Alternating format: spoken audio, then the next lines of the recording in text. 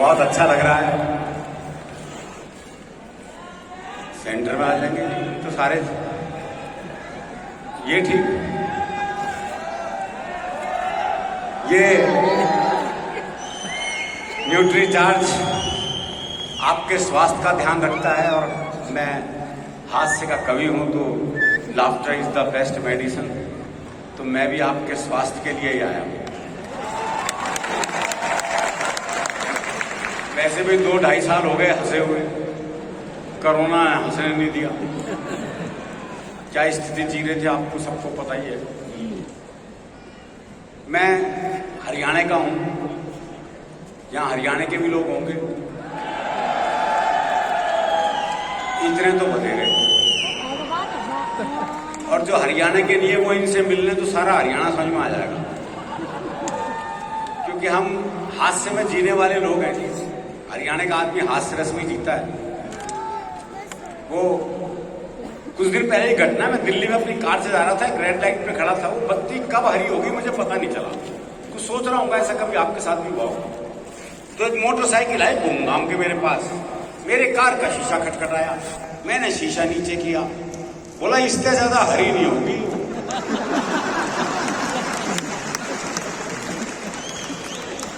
दरअसल ये हमारे स्वभाव में है। कारण ये कि हम फुर्सत में रहते हैं, इसलिए हास्य रस में रहते हैं। वो एक ने रिक्शे वाले को आवाज दी, बोले खाली है? बोले हाँ। बोले आप फिर ताश खेलते हैं। इतनी फुर्सत जरूरी है। वो एक ने रिक्शे वाले से पूछा, बोले स्टेशन चलेगा? बोले हाँ। बोले कितने पैसे? बोले 25 रुपए। बोले ये तो रहा स्टेशन। अच्छा, मैं पैसे कम कराने होते हैं, हम जगह को पास बुला लेते हैं। बोले ये तो रहा स्टेशन। रिक्शे वाला बोला हाथ नीचे कर ले वरना रेल के नीचे आ जाएगा।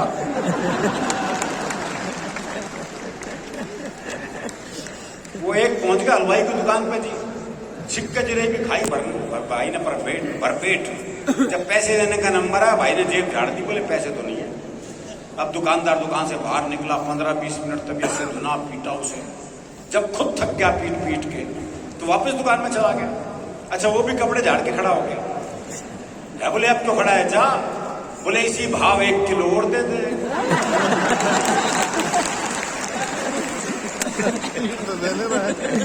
मस्ती रखनी जरूरी है, बीच बीच में तालियां बजाते रहे ताकि मुझे भी उत्साह।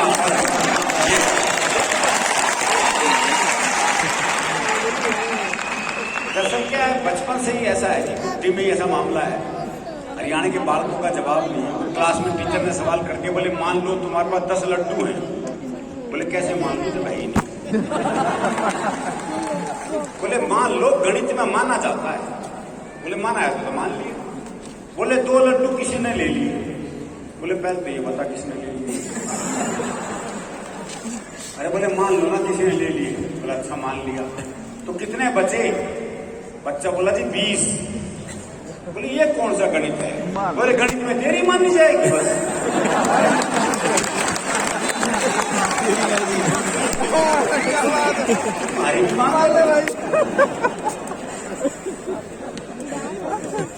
वो बाप ने अपने बेटे से पूछा, छोटे सा बेटे से, कि तेरी दादी का जन्मदिन आ रहा है, क्या गिफ्ट देगा? बोला मैं दादी ना दूंगा फुटबॉल। बोले तेरी दादी 80 साल की, फुटबॉल का क्या करेगी?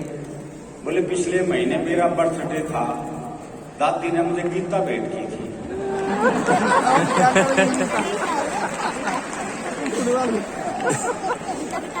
ये हास्य बचपन से ही है जी।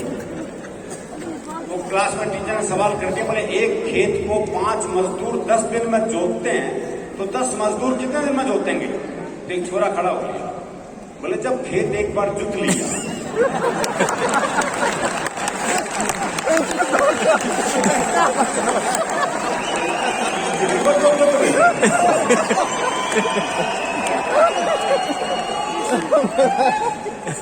वो गांव में स्कूल के पास ही शमशान घाट था, तो गांव में कोई भी मरता स्कूल की छुट्टी हो जाती।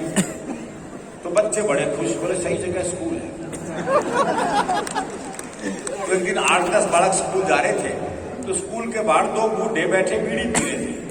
तो एक छोरा बोला हमारी 2 छुट्टियां तो बाहर बैठी बीड़ी पी रही थी।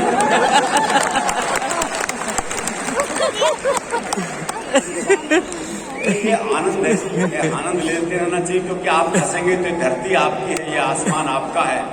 अगर रोने बैठ गए तो किसी मिल में वो रुमाल आज तक नहीं बना जो रोते हुए आदमी के आंसू पहुंचते हैं।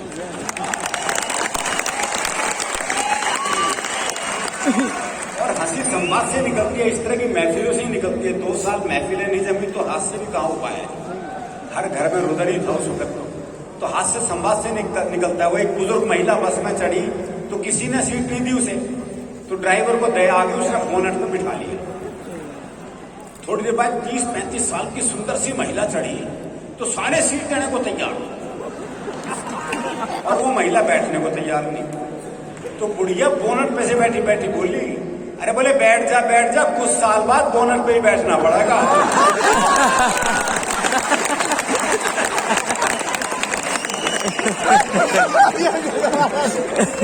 ये संवाद बहुत जरूरी है। दरअसल क्या है कि मन का साफ होता है ना, जो मन में हो जबान पे। वो एक सिपाही को छुट्टी चाहिए थी, पहुंच गया एसएचओ के पास, बोले छुट्टी चाहिए। बोले बहुत काम है, छुट्टी नहीं मिल सकती। बोले जी छुट्टी तो मैं लेकर आऊंगा। बोले अच्छा एक सवाल का जवाब देते छुट्टी दे दूंगा। बोले सवाल कुछ भी पूछ लो जी। बोले अच्छा ये बता कटप्पा ने बाहुबली को क्यों मारा? ये अंतर्राष्ट्रीय सवाल पूछ लिया जी उससे। बोले ये बता कटप्पा ने बाहुबली को क्यों मारा? बोले हो सकता है बाहुबली ने कटप्पा को छुट्टी देने से मना कर दिया।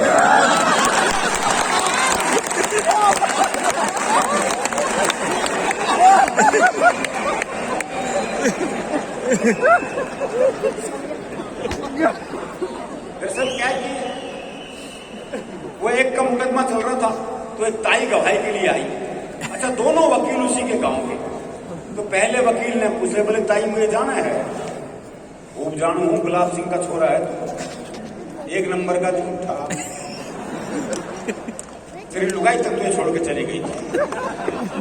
जरा वकील समझ रह गए। उसने दूसरे वकील की तरफ इशारा कर दिया, और ताई से जाना है। अच्छी तरह जानू हूं, कर्नल काने का छोरा है जो 1 नंबर का याश, तेरी लुगाई से भी इसका चक्कर था। भाई साहब जज ने कोर्ट स्थगित की, अपने चैम्बर में गया, दोनों वकील बुलाए। बोले खबरदार ताई से मेरे बारे में कुछ पूछ लिया।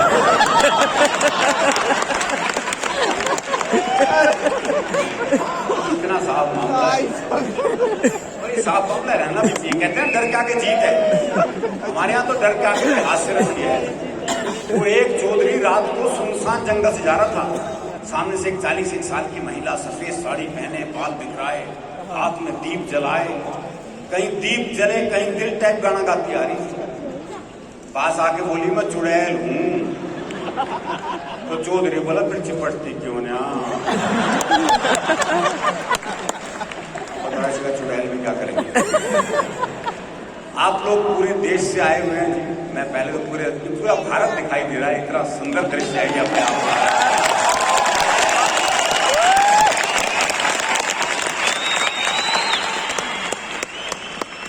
मैं तो अपने पड़ोस के बारे में बताता हूँ जी। हरियाणा के ठीक पड़ोस में उत्तर प्रदेश है। हमारी जो सीमाएं लगती है ना, एक तो उत्तर प्रदेश से लगती है। उत्तर प्रदेश और हरियाणा में क्या अंतर है, ये पंक्ति में स्पष्ट रहता है। वो एक लखनऊ के आदमी ने हरियाणा के आदमी से कहा, बोले भाई साहब मैं आपको तकलीफ दे सकता हूँ? हरियाणा वाला छूट दे। बोला देगा दे। बस यही अंतर है। कारण ये कि यहाँ कृष्ण जी ने बांसुरी बजाई थी, हमारे यहाँ बांस बजाया। तो जो अंतर बांसुरी और बांस का, वही भाषा का अंतर है। अच्छा एक तरफ हमारे राजस्थान है, राजस्थान से भी बहुत लोग होंगे।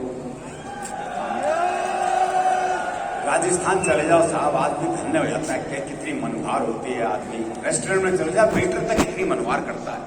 और हरियाणा में आप जी इन शब्दों का प्रयोग वर्जित है। मैं राजस्थान घूमा हूं जी। श्री गंगानगर, श्री डूंगरगढ़, शहर के नाम क्या के भी श्री। हरियाणा में तो बाप के नाम क्या नहीं लगा हुआ। बोले किसका से? बोले देवकी का। श्री शब्द की गुंजाइश ही है जी। मुझे एक भिखारी मिला। अच्छा वैसे आपको हरियाणा का आदमी कहीं भीख मांगता हुआ नहीं मिलेगा। इसलिए नहीं कि बड़ा स्वाभिमानी होता है, इसलिए कि मांगनी नहीं आती। सच्चाई तो यही है। वो मुझे भिखारी मिला, बोले 20 रुपए दे। बताओ ऐसे वो कौन देगा? अच्छा कसूर उसका भी नहीं है भाई, दीजिए शब्द है ही नहीं हमारे यहाँ। है बोले 20 रुपए दे। मैंने कहा भाई क्या करेगा? बोले चाय पीऊंगा। मैं कहा चाय तो 10 रुपए की आती है। बोला तू नहीं पिएगा मेरे साथ? चलो कंपनी में चाहिए। वो मैंने एक से कह दिया, मैं कहा शर्म नहीं आती सड़क पे भीख मांगते हुए? बोला इस काम के लिए भी ऑफिस खोल लूंगी। एक से मैंने कहा तेरे हाथ पांव ठीक ठाक है फिर भीख मांगता है? बोला तेरे रुपए 2 रुपए के लिए अपने हाथ पांव तोड़वा लूंगी। बहस कर ही नहीं सकते। अच्छा राजस्थान बड़ी मनोहार होती है, हरियाणा में तो हमें खुद करानी पड़ती है। वो एक दामाद पहुंच गया रात को 12 बजे, तो सासू से बोला भाई जो बनाओ बस वही दे दे, कुछ बनाने की जरूरत नहीं। तो सास बोली भाई 2 रोटी रख, एक सब्जी रख, खा ले। बोले ठीक है। तो सास ने 2 रोटी और सब्जी ला के रख दी। तो अगले ने 1 रोटी वापिस करी। तो सास बोली वापिस क्यों दे है? बोले बात में पूछेगी नहीं, एक और लो एक और लो।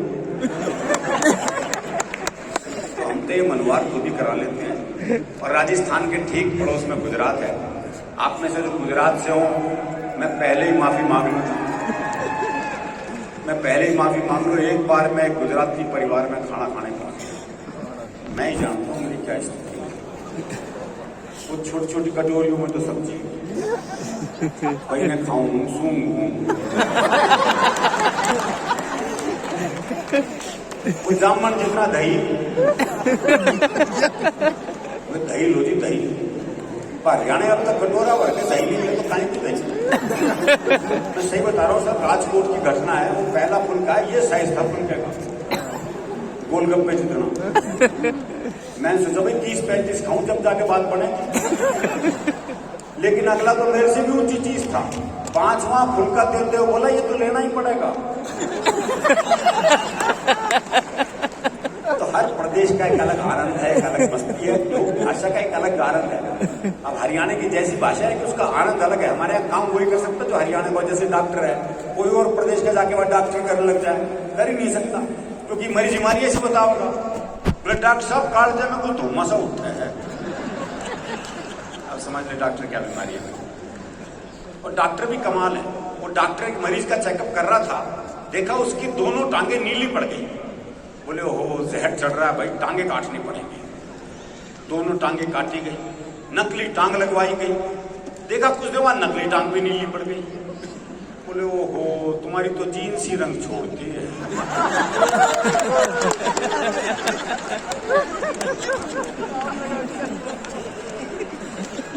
ये 4-5 लोग ताली बजा रहे हो, आप भी रहने तो क्यों खाऊंगा।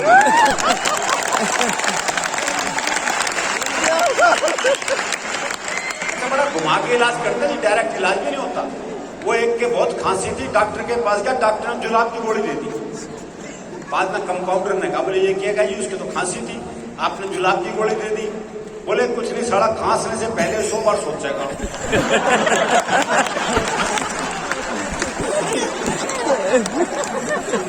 ये इलाज तो हमारे यहाँ संभव है। और जहां तक प्रेम का मामला, तो आप जानते हैं हरियाणा में तो प्रेम जो है वो ब्याह के बाद ही होता है। ब्याह से पहले प्यार कर ले तो हम तो पेड़ पे लटके मिलते हैं। हरियाणा में प्रेम सबसे मुश्किल काम है। लेकिन हमारे यहाँ प्रेम में भोलापन बहुत है। वो प्रेमी ने प्रेमिका से कहा अगर तू मेरी नहीं हुई ना तो मैं तुझे किसी की नहीं होऊंगी।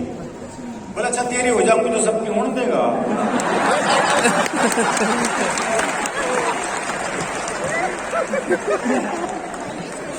भोलापन है हमारे प्रेम में, भोलापन बहुत है। वो एक मेले में 2 बचपन के दोस्त मिले, दोनों बौखलाए हुए। बोले भी कैसे बौखला रहा है? बोले यार मेरी लुगाई खोगे से ढूंढ रहा हूँ। बोले तू? बोले यार मेरी भी खोगी, मैं भी ढूंढ रहा हूँ। बोले तेरी लुगाई कैसी थी? बोले यार 5 फुट 4 इंच उसका कद, गहरा बदन, गोरा रंग, गुलाब जैसे होंठ, बहुत ही सुंदर थी। तेरी कैसी थी? है बोला मेरी न छोड़ यार, तेरी ढूंढते।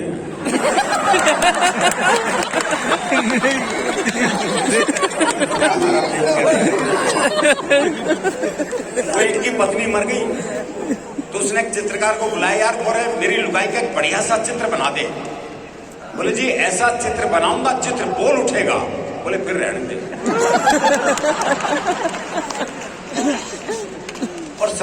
विच्छेद के लिए बड़ी बड़ी बात नहीं चाहिए, बहुत सामान्य बात पे हो जाता है। वो प्रेमी ने प्रेमिका को जैसी सीने से लगाया तो प्रेमिका बोली तेरा दिल बड़ा कुरकुरा है। अरे बोले दिल कुरकुरा कौन है, तेने बीड़ी का बंडल तोड़ दिया।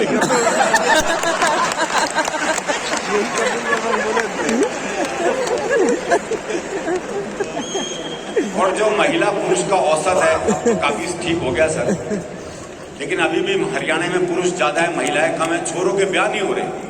वो एक का 40 साल की उम्र तक ब्याह नहीं हुआ, बहुत दुखी हो रहा था। अपने दोस्त से बोला यार मैंने तो लगा मेरी वाली भ्रूण हत्या में मारी गई।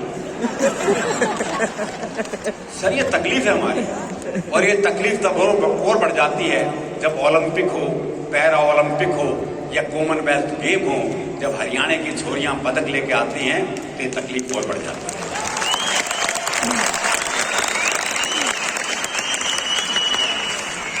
अब जब प्रेम की बात चली तो एक छोटी सी कविता आपको सुनाता हूं। मैंने सोचा पुराने जमाने को वापस लाया जाए और इस बार प्रेम पत्र थ्रू कबूतर भिजवाया जाए। मैंने कबूतर के पंजे में चिट्ठी अटकाई और उसे बात समझाई, देखो भाई ये तो याद नहीं है कौन से प्यार की कौन सी चिट्ठी है, पर तुम ऐसा करना यहां से 5 गली छोड़ के 6ठी गली में जाना और वहां जो गुलाबी छत वाली गुलाबी सी लड़की है ना नीलू, उसकी मम्मी को चिट्ठी दे आना। कबूतर बोला हे आदिकालीन युग के देवदास, इस युग में भी चिट्ठियों से आस। अब मैं ऐसी फालतू उड़ान नहीं भरता हूं, मैं खुद अपनी कबूतरी को व्हाट्सएप करता हूं।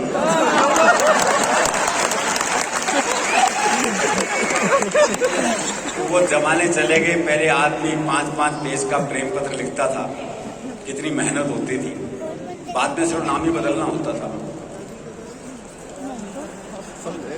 उसके बाद वो टेलीफोन का जमाना आया। मुझे एक शेर याद आ गया कि कर दिया इज़हारे मोहब्बत हमने भी टेलीफोन पर, बात तो लाखों की थी 1 रुपए में हो गई। और अब तो जी मोबाइल का जमाना आ गया, आदमी मोबाइल पे आई लव यू टाइप करता है, वो भी पूरा नहीं, ILV और Y और एक साथ 25-30 को सेंड। ऐसे तो जवाब आएगा। उदय प्रताप सिंह जी की 4 पंक्तियां हैं कि हर फैसला होता नहीं सिक्का उछाल के, ये दिल का मामला है जरा देखभाल के। हर फैसला होता नहीं सिक्का उछाल के, ये दिल का मामला है जरा देखभाल के। मोबाइलों के दौर के आशिक को क्या पता रखते थे कैसे खत में कलेजा निकाल के। बहुत मन से आपने सुना, मैं बहुत बहुत आभार व्यक्त करता हूँ आपका, इस शानदार महफिल का, इस शानदार महफिल का बहुत बहुत धन्यवाद, शुक्रिया।